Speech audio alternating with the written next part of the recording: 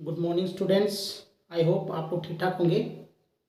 Previous video में हमने class 12th NCERT chemistry के हैलो एल्केन और जो हैलो एरिन चैप्टर था यूनिट 10 उसमें उनकी नॉमेनक्लेचर, आइसोमेरिज्म और इंट्रोडक्शन से रिलेटेड पार्ट्स को पढ़ा था फर्स्ट वीडियो में।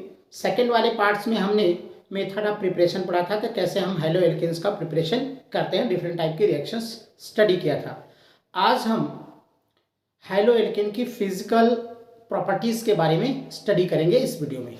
तो स्टूडेंट्स, फिजिकल प्रॉपर्टीज़ के अंतर्गत जो पहला टॉपिक हम लेंगे, फिजिकल प्रॉपर्टीज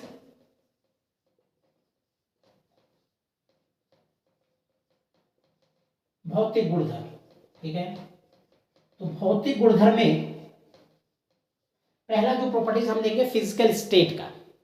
तो फिजिकल स्टेट जो लोअर मेंबर होते हैं हैलो एल्केन के, जैसे methyl chloride, methyl fluoride, methyl bromide या आयोडाइड, छोटे वाले मेंबर जो होते हैं वो गैसियस स्टेट में होते हैं।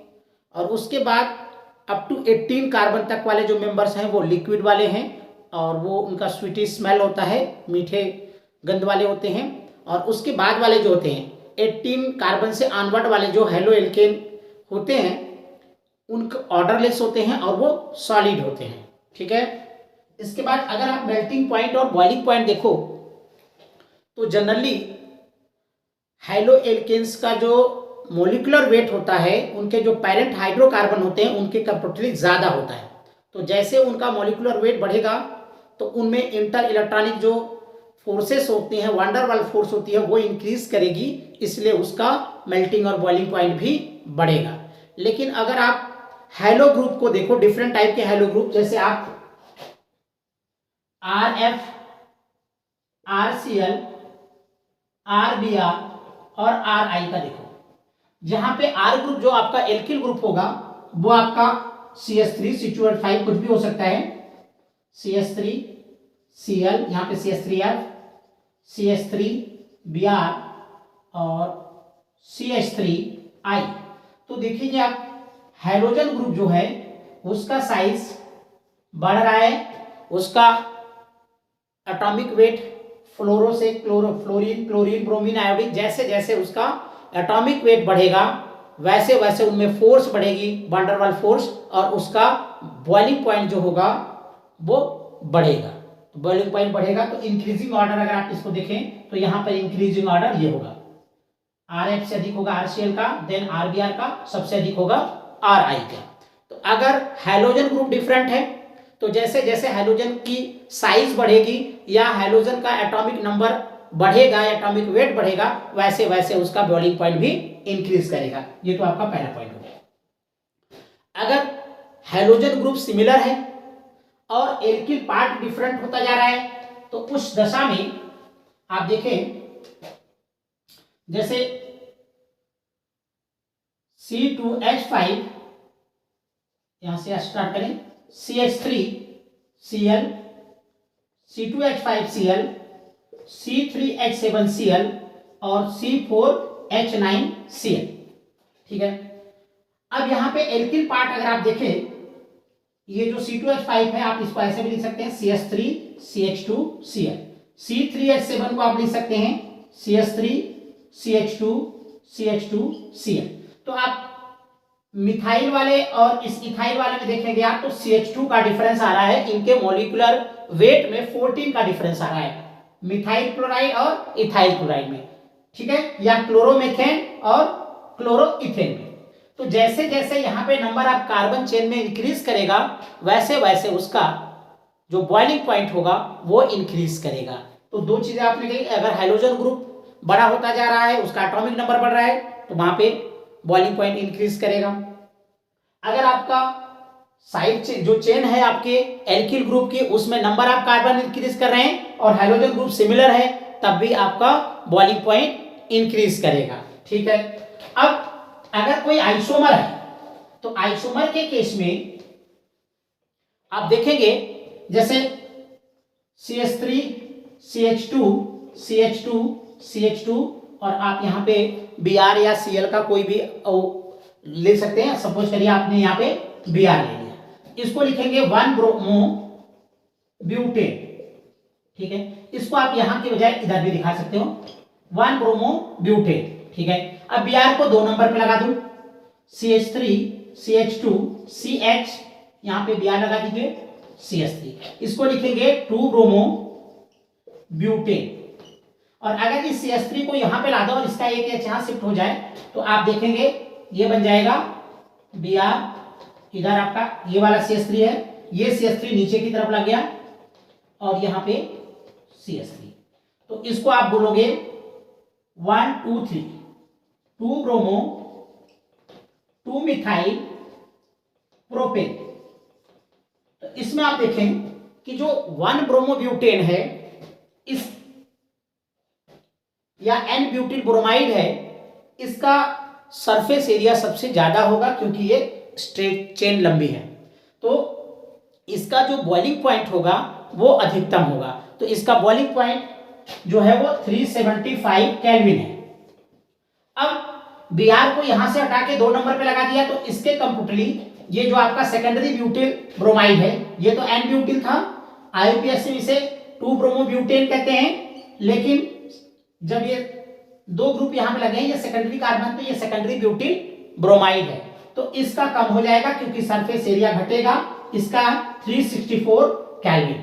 और आप ये देख सकते हैं ये टर्सरी ब्यूटिल ब्रोमाइड है, तो टर्सरी ब्यूटिल ब्रोमाइड में और ज्यादा स्ट्रक्चर जो है वो छोटा हो गया, तो इसका और कम हो गया, इसका है 346 केल्विन। तो कहने का तात्पर्य यह है जैसे जैसे आइसोमर ब्रांचिंग बढ़ेगी तो उसका सरफेस एरिया डिक्रीज करेगा, सरफेस एरिया डिक्रीज करेगा तो वान डेर वाल फोर्स जो होती है वो डिक्रीज करेगी, और अगर वान डेर वाल फोर्स डिक्रीज करेगी तो उसका बॉइलिंग पॉइंट डिक्रीज करेगा। तो सबसे अधिक आप देखेंगे 375 केल्विन N ब्यूटिल ब्रोमाइड, या इसे हम 1 ब्रोमो ब्यूटेन कहते हैं, इसका है। इससे कम 2 ब्रोमो ब्यूटेन या सेकेंडरी ब्यूटिल ब्रोमाइड का है, और इन तीनों आइसोमर में सबसे कम है टर्सरी ब्यूटिल ब्रोमाइड का, जिसका IUPAC नाम है 2 ब्रोमो 2 मिथाइल प्रोपेन, ठीक है स्टूडेंट। तो आप देख सकते हैं कि सरफेस एरिया जैसे जैसे ब्रांचिंग बढ़ेगी सरफेस एरिया डिक्रीज करेगा, उसका बॉइलिंग पॉइंट डिक्रीज करेगा। तो ये आपका बॉइलिंग पॉइंट से रिलेटेड है। इसी प्रकार एरोमेटिक कंपाउंड्स में अगर आप देखें, जो डाई हेलो कंपाउंड्स हैं, जैसे ये आप देखिए 1,2 डाइक्लोरोबेंजीन है और 1,3 डाइक्लोरोबेंजीन है, और आप देख सकते हैं 1,4 डाइक्लोरोबेंजीन। अगर आप इनके बॉइलिंग पॉइंट देखें तो बॉइलिंग पॉइंट लगभग सिमिलर होते हैं, ठीक है, लगभग 453, जैसे इसका है 453 केल्विन है, इसका लगभग वैसे ही है 446 है, ठीक है केल्विन, और लास्ट वाले का 448 केल्विन है। लेकिन आप इसका बॉइलिंग पॉइंट है, लेकिन अगर आप मेल्टिंग पॉइंट देखें तो दोनों का लगभग एक जैसा होगा, 256 और 249 है, लेकिन लास्ट वाले का अधिक हो गया है, ये है 323 केल्विन। तो इसका रीजन दिया जाता है कि क्रिस्टल जो जालक होता है, जो लैटिस है, उसमें इसकी सिमेट्री के कारण इसका मेल्टिंग पॉइंट इन दोनों आइसोमर के कंपैरेटिवली अधिक होता है, ठीक है स्टूडेंट। तो आपने 2 फिजिकल प्रॉपर्टीज स्टडी कर ली, एक आपका फिजिकल स्टेट के बारे में, दूसरा मेल्टिंग एंड बॉइलिंग पॉइंट के बारे में। अब तीसरा है डेंसिटी।